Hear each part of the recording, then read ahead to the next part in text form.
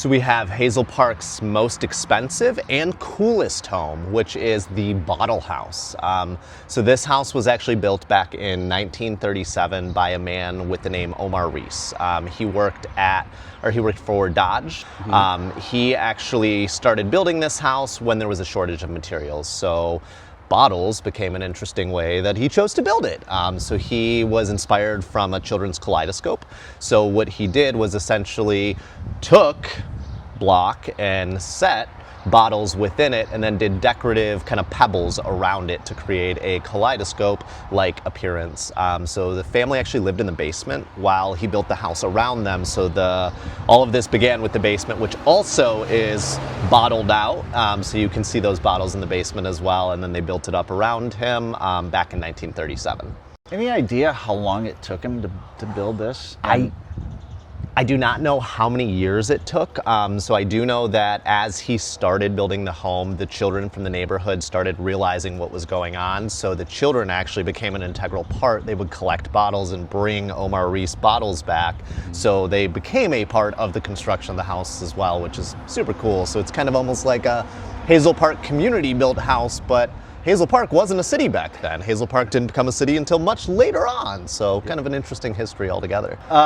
Do we know of any other houses? Is this house unique in the world? I don't know. It's unique, but it's not a one of one. There are several others in Michigan. Most of them, I believe, have been sited over. From all of the stories that I've been told, it doesn't sound like many still exist with a bottle exterior, but there are other ones out there. They're few and far in between, so it's not a one-on-one, but it's still pretty frickin' unique. It is. All right, so the bottles themselves are actually embedded in what, cinder block? Yeah, so essentially he created block, and while pouring the cement, he would just dip the bottles in, tuck those into it, and then he would put the decorative pebbles around that. The total house has over 20,000 pieces of bottle, and like I said, those were collected by Omar, his family, as well as the neighborhood. So a lot of the kids in the neighborhood would bring him bottles over. You'll notice brands like Noxzema. We've got US-made bottles. We've got overseas-made bottles. We've got a lot of intriguing brands that you just don't see around anymore. So, I mean, me personally, I'm into that kind of stuff, so I could get lost out here just looking at the ends of bottles for hours on end. And the first time that I saw the house, I did kind of walk around for probably close to an hour just looking at bottles, you know? All right, so what kind of added value does these bottles bring to the house and from a real estate perspective? Yeah, so I mean, you can't use your traditional comps, obviously, because there's no comparable property in Hazel Park to the Bottle House. So we're really looking for that unique collector that is looking for a home that is truly different than everything else that's out there. I mean, if you look at the new construction home next to it, you look at the homes across the street, none of them resemble anything like the Bottle House. I mean, it truly is. It's the most unique home in Hazel Park. It's the most unique home probably in the Metro Detroit area, you know? And I mean, even when you start expanding beyond state lines, you're still not going to find many things that are as cool as this, and you still have the story behind it as well, which in my opinion adds a ton of value, just having all of that history and having it put together in a way that you truly know, like from day one, the entire process of how this house was built, what hands it's changed through. So it was purchased by another family in the 50s, the early 50s, and then that family owned it until the current owner bought it roughly 4 years ago. I have to think, you know, a house like this, Frank Lloyd Wright would probably be looking at this going, dude, this is sweet. Yeah, I mean, it's things like this that we can't recreate. You know, it's like nowadays we build these homes that, you know, have vinyl siding. They're very generic. I mean, that works for a lot of people. Me personally, like I am into like unique homes with character. Like I specialize in historic home sales. Like 150-year-old, 200-year-old home, that's what I do. So when I come across things like this, it's like, you know, this is going to be a challenge to sell a 1,250 square foot home in Hazel Park for $350,000. But like, that's a challenge that I'm willing to accept because it's one of the coolest homes that I've ever listed. All right, let's do a walkthrough. Sounds can good. we go inside? Of course. Alrighty. Follow me and we'll step inside 39 West Elza Avenue. Alrighty. What do we have here? So this is going to be a 2-bedroom, 1-bathroom ranch. It has been extensively remodeled. So we've got an open floor plan in here. Very well done kitchen over this way, which leads us down to a basement. Both bedrooms will be on the other side of the house there, and then we do have a finished bonus room off the back of the house as well that I'll show you as we get back there. And skylights, are these original? We do have skylights here. Those were not original. So the remodel was very extensive. There actually used to be bottles within the house as well, so you could actually see the light shining through in some of the areas. Yeah. But because of the structure, because of the extensive remodel that needed to be done, all of that was lost as far as the interior bottles. So the current owner did keep some of that just by, you know, putting a wallpaper that kind of ties that outside into the interior, which is more of that modern living scenario. Was that wallpaper created from like a photo of the outside of the house? Yep. So the wallpaper was created with a photo from the outside of the house, and then, like I said, when we go in the basement, you'll see the bottles continue to live in the basement, just with a gray matte paint over it. Let's see them. Let's go Sounds see good. them. As we step down here, voila, the bottles continue.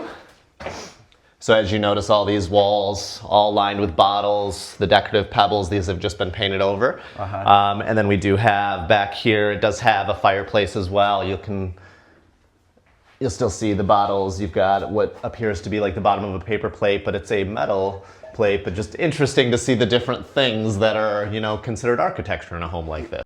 So this is just more area of the basement, nothing too fancy over here. You do have this though. We don't know the exact, so this says 1943, so this could be the completion year. If he started in 37, very possible that 43 could have been when he finished. Okay. But yeah, we don't have any confirmation on that, but that'd be my best guess.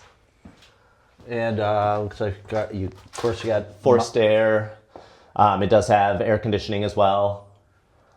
So out this way we have so this is the bonus room. So this used to be a 1-car garage that the current owner converted into, so you could use this as an office, an in-law suite. If you've got an older teenager, you could turn it into a bedroom. It is plumbed for a gas fireplace or a furnace, and then it's wired for a mini split heater AC combo as well. So it truly can become an expansion of the home itself. Sure. So while it's only a 2-bed, 1-bath, this does kind of give you that bonus ability to take it to more of a 3-bedroom or have a little additional space. This is a closet here? Nope, this goes outside. So if you were to make it a bedroom, you'd have to add a closet as well. Right. And then obviously, probably an older teen or something with backdoor access being right here. All right. But as we go back through the basement, we'll check out those 2 bedrooms and that bathroom, and then we'll go out to the garage and check that out. So you'll notice as we walk back through, no shortage of natural light. So we've got large windows. We've got those sunlights that you pointed out here, the corner window up front there as well. All those windows are new. Those have been replaced and redesigned when the current owner did this. The bathroom is beautifully done. This does have a pocket door on the bathroom too, which is just kind of a neat little feature. And again, the wallpaper extends into the bathroom here as well. Sure. This is just your little linen closet here, but he wrapped the door with that wallpaper as well. And bedrooms? Bedrooms to each side here.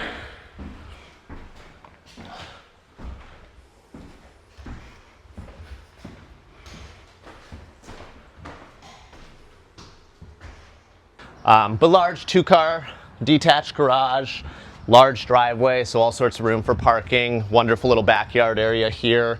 Like I said, it does have central air as well.